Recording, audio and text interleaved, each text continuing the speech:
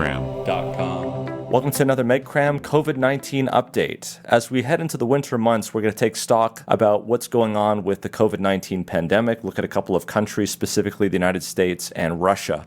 But first, let's take a look at the world and let's see what's going on here. Here we have new cases per million, and we can see here that things are starting to be on the rise, whereas deaths per million seem to be leveling off. And sometimes there is a delay between cases and deaths, something to keep an eye on. When we look at testing for COVID-19 per 1,000 people, we can see here that between Russia and the United States, there are around 3 to 4 COVID-19 tests per 1,000 people in both countries. So I think we can compare them in terms of the number of cases. If we look at new cases per million, we can see here in red that the United States is just getting over its Delta wave, and cases were on the way down but seem to be leveling off here and maybe turning in the other direction. Whereas clearly over the last few months here in Russia, the number of cases have gone up to actually a higher case per million than in the United States. And here if we look at new deaths per 1 million, we can see here that in the United States, there has been a decline in those deaths. And in Russia, we're seeing that things have never been worse in terms of deaths per million from the pandemic. So our world in data is showing that despite the similar case rate that we see here, a little over 200 cases per million, there is a much higher death rate, almost twice as high in Russia as in the United States. And there could be several reasons for that. There have been new therapeutics that have been introduced. Also, if we look at the proportion of the population fully vaccinated against COVID-19 in those countries, there is a disparity there as well. And in California, the Delta wave that we just recently had was about a third of the peak that we had earlier this year in January in terms of daily new cases. And in terms of daily deaths, it was even smaller than that. And this seems to be the case for most of the states of the Union. The daily deaths of the Delta variant was smaller than that of the deaths earlier this year back in January. And many have attributed that to the efficacy of the vaccine at preventing deaths. One notable exception to this rule was Texas, which had a very similar size in the Delta variant that it did earlier this year in December and January. Also notable was the amount of deaths that occurred from the Delta variant just recently in Texas. And the most recent wave that is made up predominantly of the Delta variant seems to be dropping at this time. And as recording here in early November, 61% of the people in the state of Texas have received at least one dose, and 53% of the people in Texas have been fully vaccinated.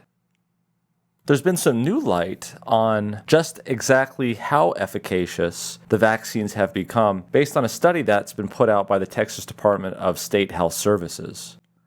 On November 8th, 2021, the Texas Department of State Health Services published this report titled COVID-19 Cases and Deaths by Vaccination Status.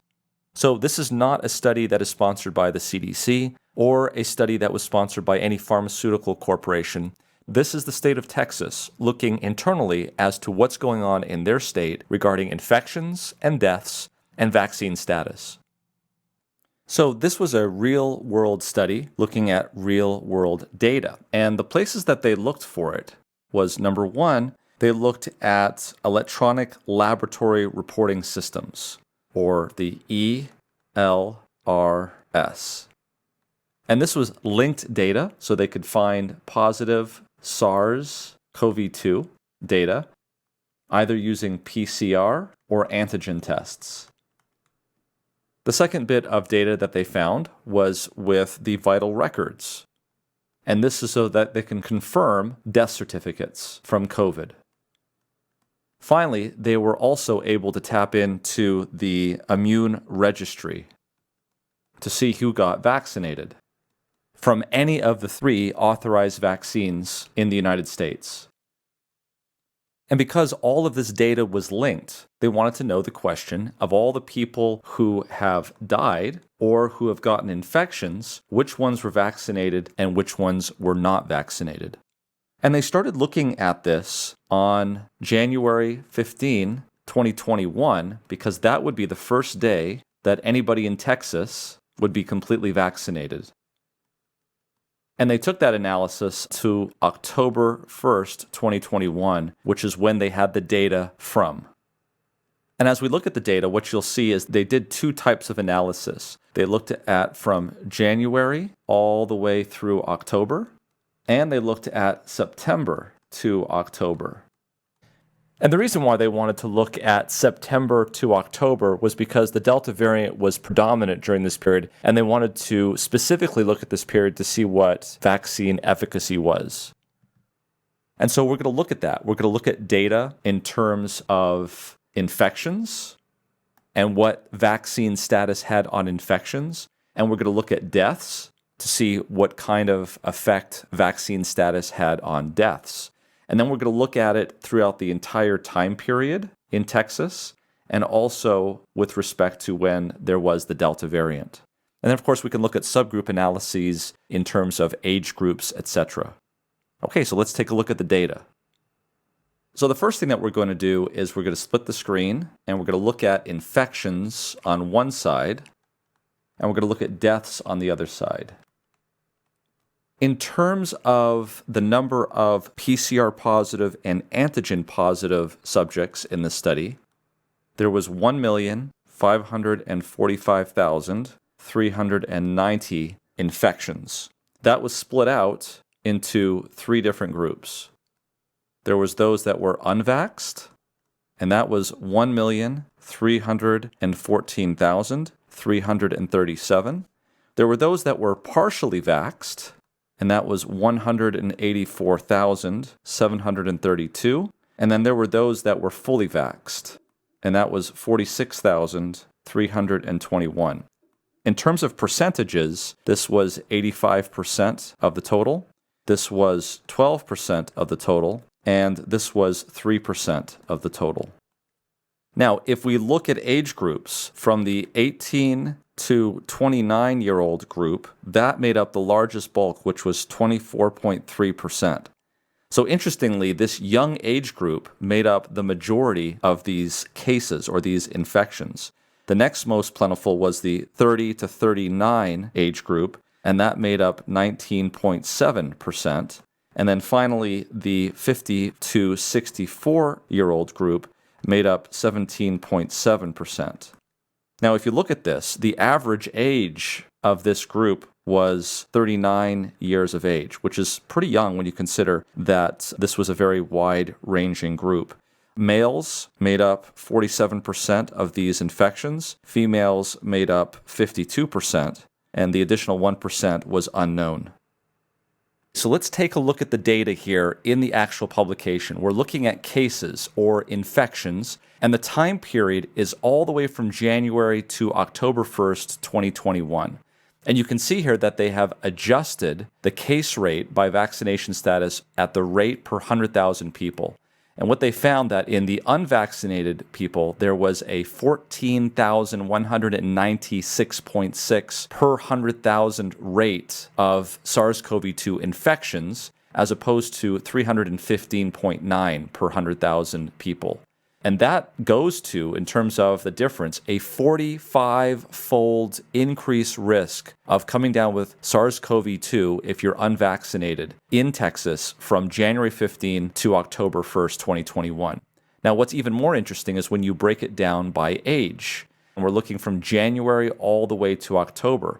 And what you'll notice here is that there is a considerable difference across all age groups. But notice that in the youngest, 12 to 17-year-old age group, there was the highest difference in terms of infections in unvaccinated versus vaccinated.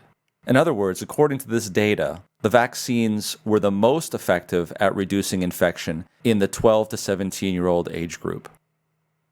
Now, when we just look at September to October, so we're looking predominantly at the Delta variant at this point, and we look at it, instead of it being 45 times difference, because we know the Delta variant was a little bit more resistant to the vaccines, and by resistance, simply that the vaccine efficacy with respect to preventing infections was lower. And the Delta variant was more likely to cause symptomatic breakthrough infections than the other previous variants that we've seen. Here, it's only 13 times higher in unvaccinated people. And once again, let's take a look at the age groups. And what we see here is that the highest efficacy of the vaccine in terms of reducing infections is once again in the 12 to 17-year-old age group, where it is 22 times different in the vaccinated versus the unvaccinated. And once again, this data comes from the state of Texas. And here's a graph depicting the cases with case rate per 100,000 population on the y-axis, and of course time from January of this year going all the way to the 1st of October here on the right. And the blue line is the case rate per 100,000 population of the unvaccinated in Texas versus the red line here at the bottom, which is the fully vaccinated. So if you notice towards the end there, it was 13 times higher, and even though the blue is considerably above the red there, it's only 13 times higher than the red, whereas when the amount of infections were relatively low, this blue line was 45 times higher than that red line, which is almost right on the baseline. So what about deaths? Well, they used the vital statistics of the state of Texas to show that the amount of deaths was 28,659. Now, again, we'll split those up into their components and then do the analysis. So for the unvaxxed, there was 24,517. For the partially vaxxed, there was 1,942. And then for the fully vaxxed, there was 2,220. And the percentages here was 85.5% for the unvaxxed, 6.8% for the partially vaxxed, and 7.7% for the fully vaxxed. So the average age was 67 years of age, and that's for all the people that died in this cohort. And if you'll notice that the fully vaxxed was at 7.7%, and the partially vaxxed was 6.8%. While there are a lot of confounders that may go into that calculation, it's unclear if those numbers were statistically significantly different.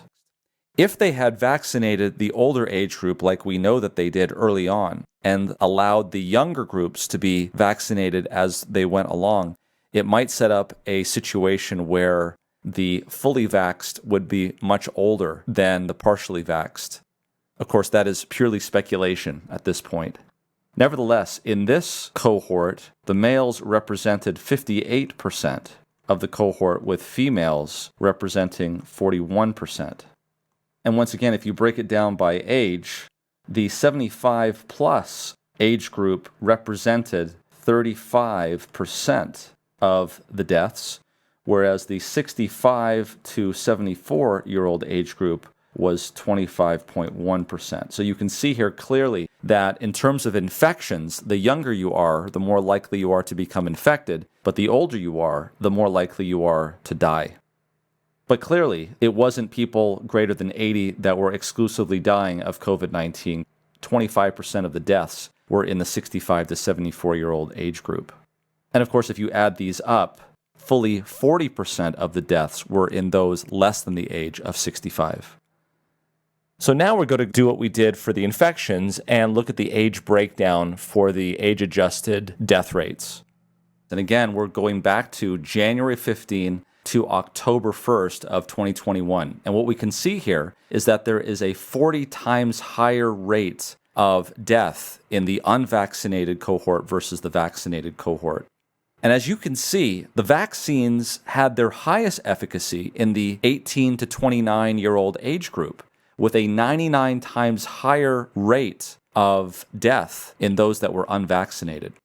And they've listed here less than 10. Because there were so few patients in that group, they did not want to specifically name the number because of privacy concerns.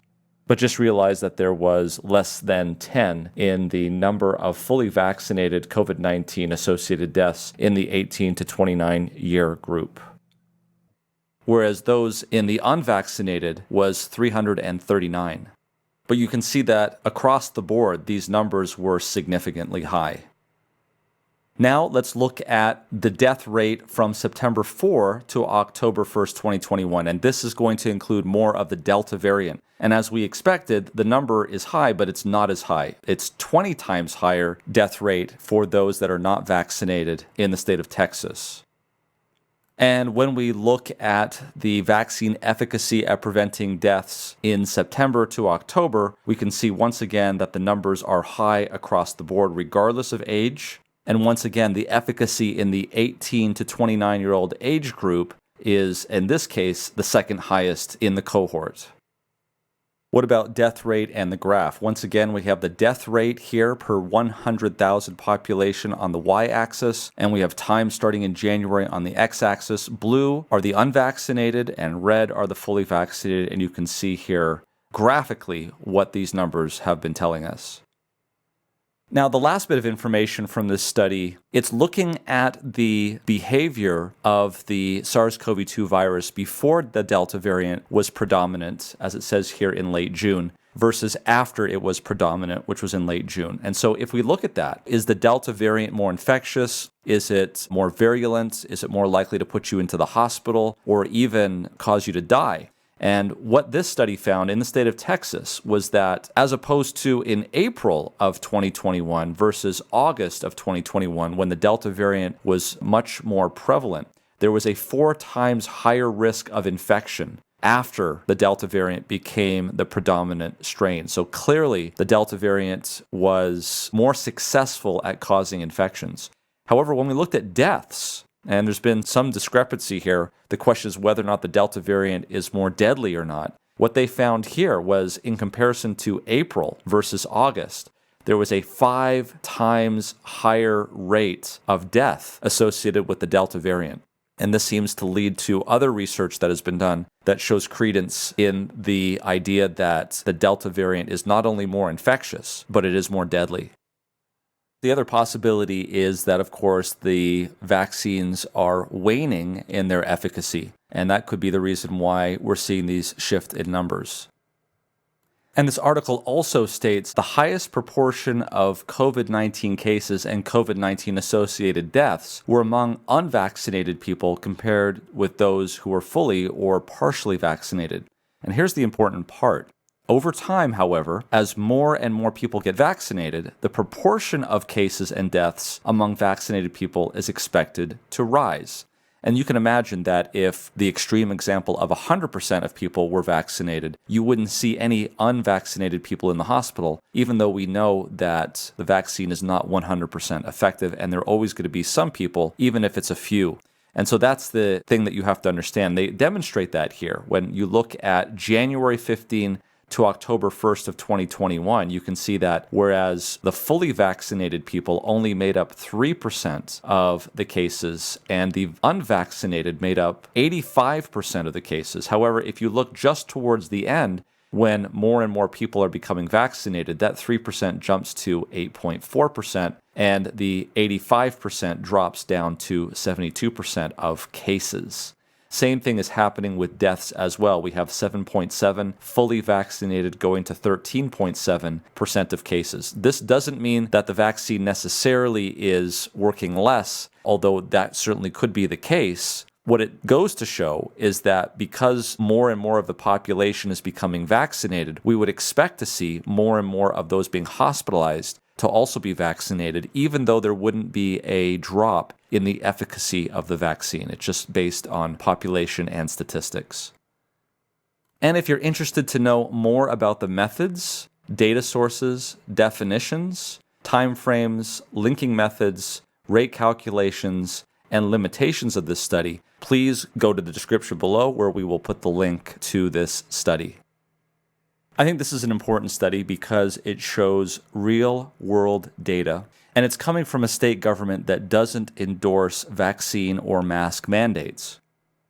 This means that they are trying to encourage vaccination based on data and based on the benefits of the vaccines. They state here in the background, real-world, state-specific data showing the impact of vaccination on outcomes, including infection and death, can help illustrate these benefits, improve confidence in vaccines, and raise vaccination rates in Texas. And given the fact that we're starting to see a rise in infection rates across the country and the world, I hope they are successful. Don't forget to visit us at medcram.com with multiple medical topics, including EKG.